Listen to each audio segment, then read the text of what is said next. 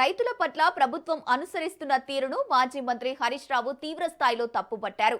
రాష్ట్ర ప్రభుత్వం రైతుల గొంతు కోస్తోందని, ధాన్యం కొనుగోలు విషయంలో చేతులెత్తేసిందని ఆయన ఆరోపించారు.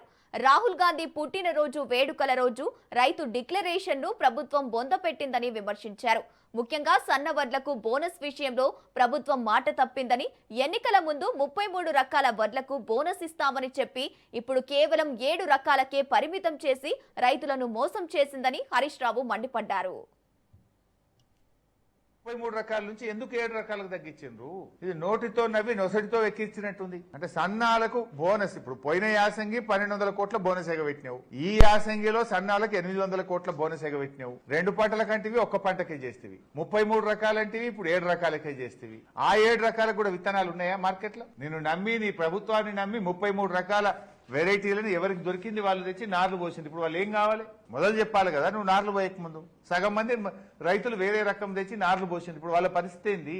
సమాధానం చెప్పండి. అంటే పూర్తి బాధ్యత రహిత్యంగా మీరు పనిచేస్తున్నారు. రైతులంటే, వ్యవసాయ శాఖ అంటే ఈ ప్రభుత్వానికి చిన్న చూపు.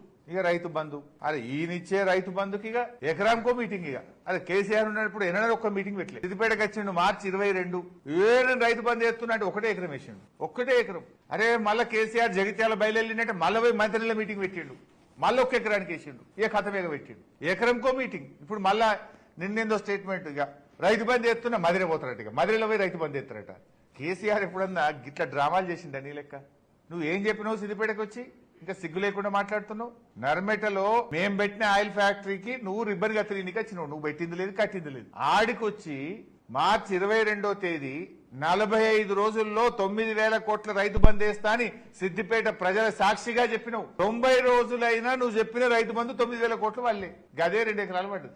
ఇప్పుడు ఈ యాసంగి ఎగబెట్టినావు, మళ్ళా వానకాలం మదిరిపోతా మీటింగ్ పెట్టా అంటే ప్రజలు అమాయకులు అనుకుంటున్నావా? కొద్దిగానే సిగ్గు లేదా నీకు? అప్పుడు ఏం చెప్పినావు ఎలక్షన్ మీటింగ్ లా?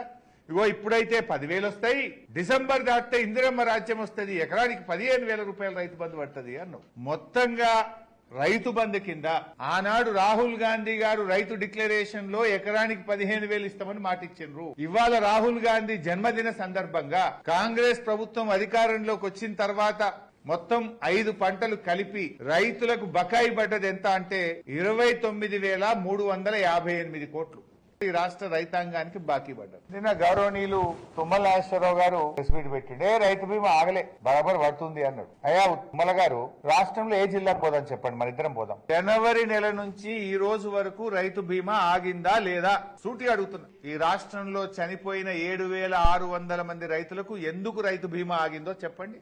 నేను నిజమని రూపించడానికి సిద్ధం. నేను ఒక ఎమ్మెల్యేను, నా నియోజకవర్గంలోనే నా వ్యవసాయ శాఖ అధికారులతో నేను రివ్యూ చేస్తే దాదాపు 40 పైచిలకు మంది రైతులు చనిపోయి రైతు బీమా రాలేదు. నా వ్యవసాయ శాఖ అధికారులు చెప్పారు, ఎందుకు పట్టలేదు బాబు అంటే ప్రీమియం కట్టలేదు ఎల్ఐసికి, ఎల్ఐసి వాళ్ళు ప్రాసెస్ చేయట్లేదు అని చెప్తున్నారు.